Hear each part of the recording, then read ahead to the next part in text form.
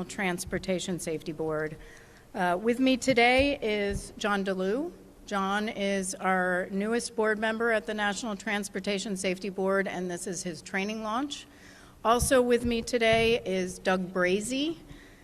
Doug, B-R-A-Z-Y. Doug Brazy is our investigator in charge, or IIC, as we refer to the investigator in charge. He is a senior aviation accident investigator, and he has been with the NTSB for 34 years. NTSB, as some of you may know, is an independent federal agency that's charged by Congress with investigating every civil aviation accident in the United States, as well as significant events in other modes of transportation. We are independent. We are not part of the U.S. Department of Transportation. And why that is important to mention is that as part of our investigation, we also have oversight authority in the investigation over the Federal Aviation Administration. We're here to investigate a collision between a Bombardier CRJ 900 with an aircraft rescue and firefighting vehicle while the aircraft was landing at LaGuardia last night around 11:37 p.m. Eastern Daylight Time. The airplane was operated by Jazz Aviation, doing business as Air Canada Express, Flight 8646. It had 72 passengers on board and 4 crew on board. 2 firefighters were in the firefighting vehicle.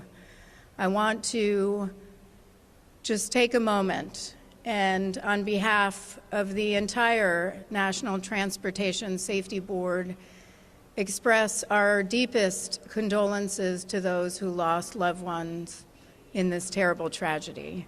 We also know others have suffered injury, and our sympathies are with each of you as well.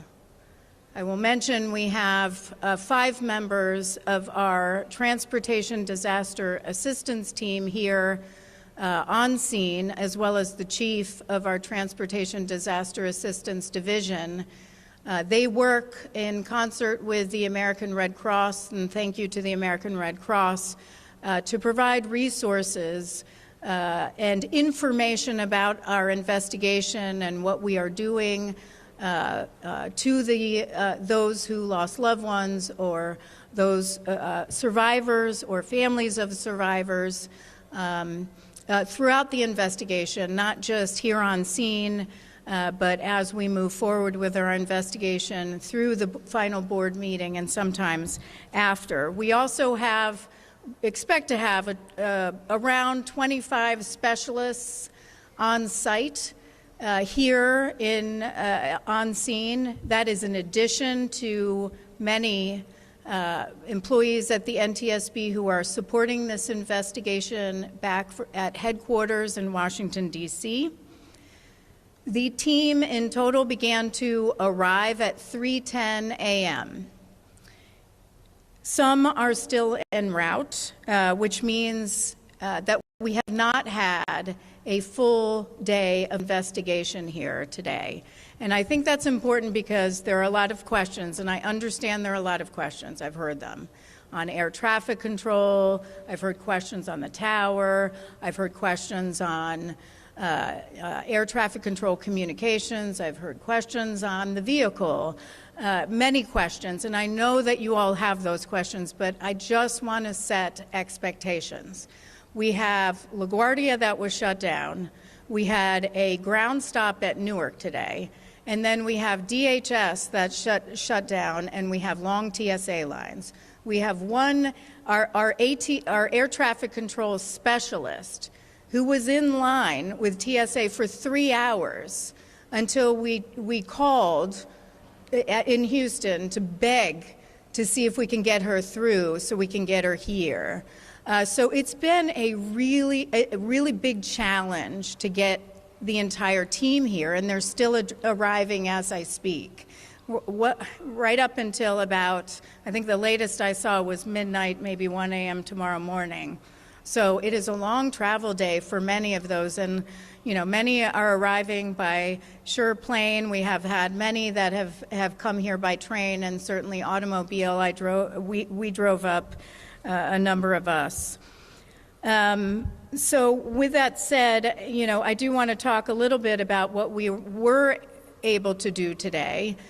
We did a walking inspection of the scene, and we have a site commander doing a really important job, which is a safety walkthrough of the scene to make sure that our safety investigators or our investigators are safe while they are on scene. There is a tremendous amount of debris from taxiway Delta across runway 4 into some other areas. It's pretty expansive, and we want to make sure, because as you're walking around, you can get injured.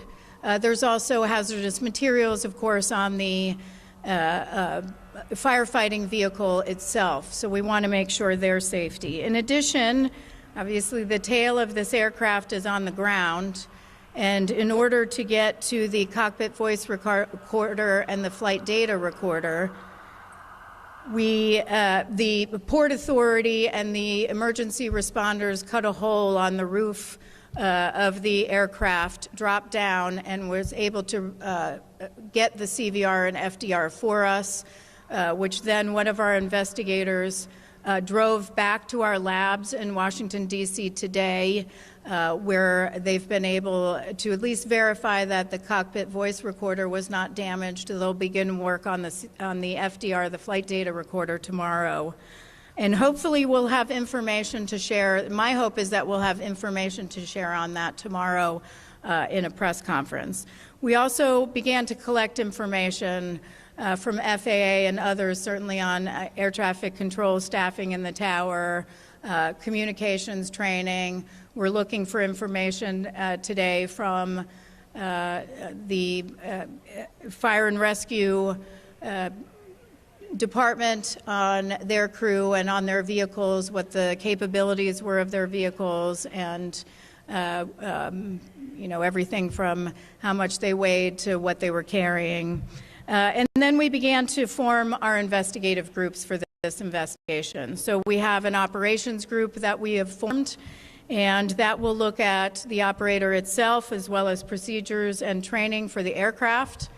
We will have a systems investigative group. That group will examine the components of the airplane's hydraulic, electrical, navigational, pneumatic, and associated systems, including instruments and flight control system. We have a structures group that will be documenting the airframe wreckage and the accident scene, including calculating impact angles. And we have an air traffic control investigative group, as well as, I mentioned, a cockpit voice recorder and flight data recorder group. And finally, we'll have an airport operations and survival factors combined group.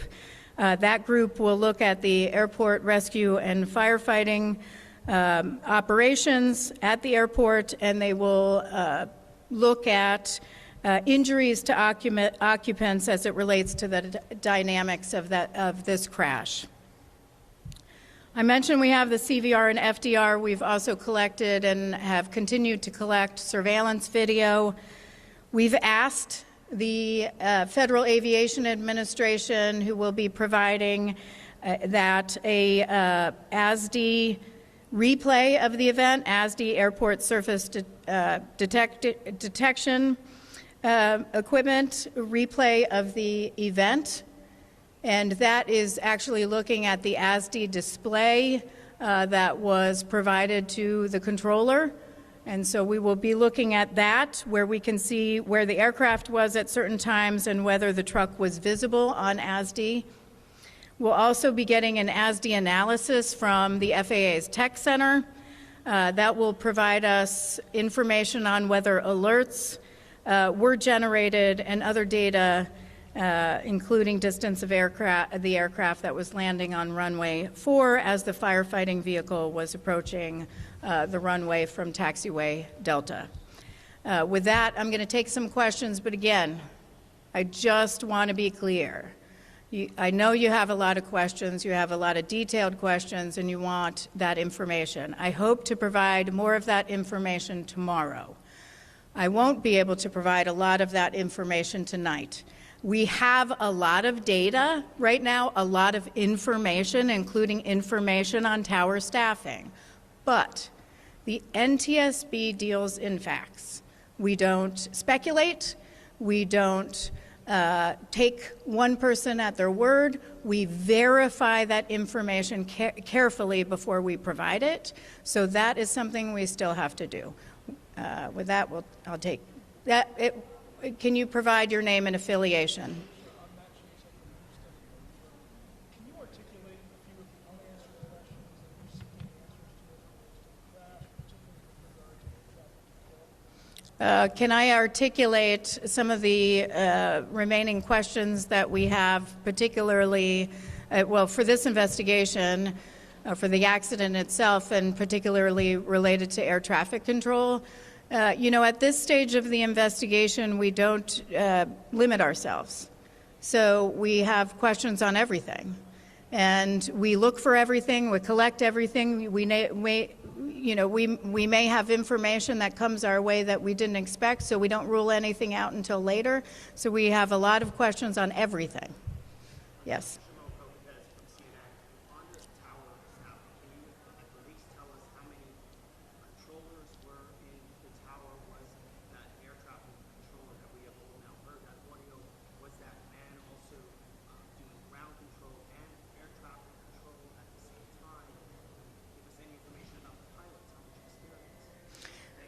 Yeah, the question is, can I provide information regarding staffing in the tower?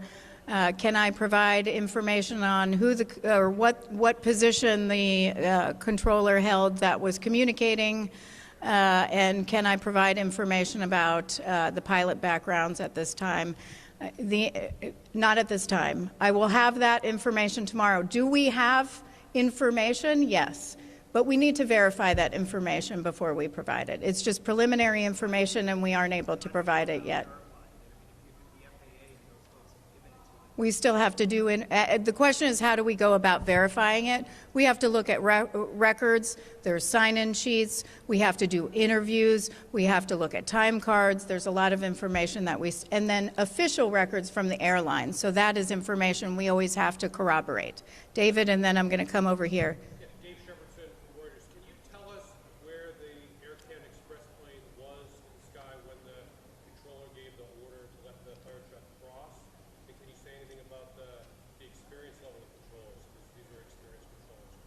The question is, where was the aircraft when the controller gave clearance for the firefighting truck to cross, and the experience of the controllers? The experience of the controllers we still have to look at on where the aircraft was. That is actually part of what we hope to get from the FDR, which we'll get hopefully tomorrow, the flight data recorder, but then also from the ASDI analysis that the tech center will provide us.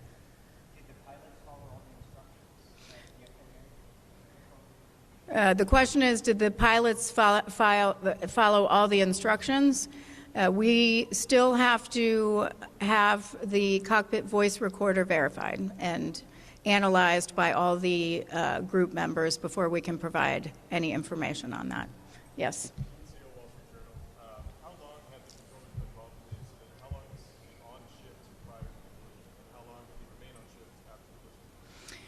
The question is on the shift of the controllers. Again, this was a mid-shift. Typically, and again, I'm just going to say this preliminarily, it could be different tomorrow. The shift might run 10:30 to 6 a.m., but we have to verify that, and we have to verify how long the controllers were on before they took over and when the shift change was.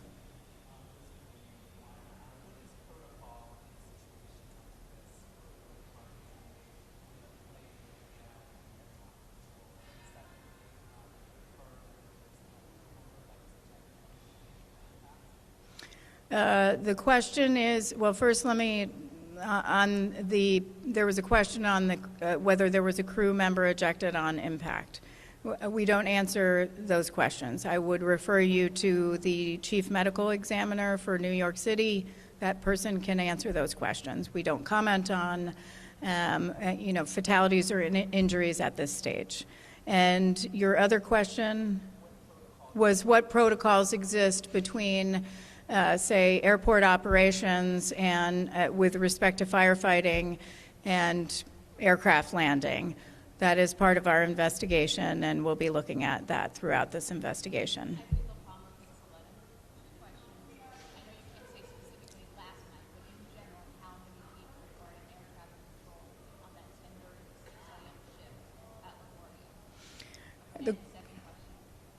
Well, hold on. The question is how many are on shift typically. That's still something we have to verify with our air traffic control team. And then is there an estimate about when runway 4 might reopen? So I know you have to get out there and look at it, but is it that you would then move can off there? So are we talking 24 hours, 48? The question is how long will that runway be closed? For us to conduct our investigation. It's going to take some time. I just want to express how much there is a lot of debris.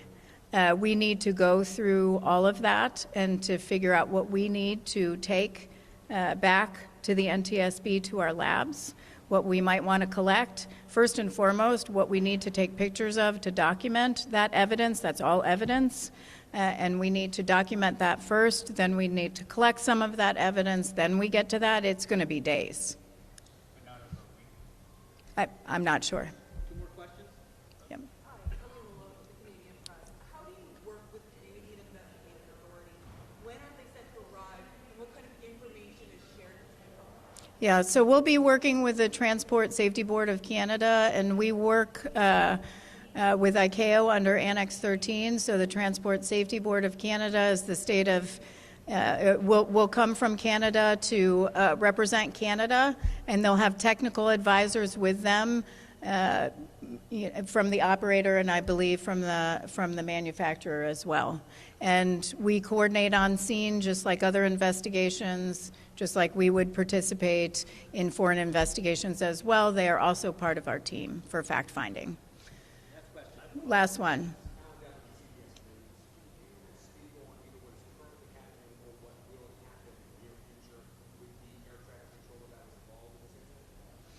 Can I speak to what would happen? So I think the question is what is currently happening with that air traffic controller. Typically, they would be removed from duty. And certainly it's pretty traumatic for that air traffic controller as well, and we'll want to interview that air traffic controller as well as others that were in the tower or maybe not even in the tower. With respect to what that individual is doing right now, I would have to refer that to the Federal Aviation Administration. Again, that was the last question. I understand that you have a lot of questions and want detailed information. But I just want to remind you that what would happen if I gave you wrong information, unverified information right now? You would do an entire story on unverified information, and tomorrow I'd have to tell you it's wrong. And then you'd be mad at me again for different reasons. So what I'm going to tell you is we are world-renowned investigators, but we deal in facts. And if we are not able to verify those yet, and we haven't been able to, we can't provide those. We have a lot of information, but we need to be able to verify that information and provide it to you. We will do our best to provide you as much information as possible tomorrow. Thank you. Thank you.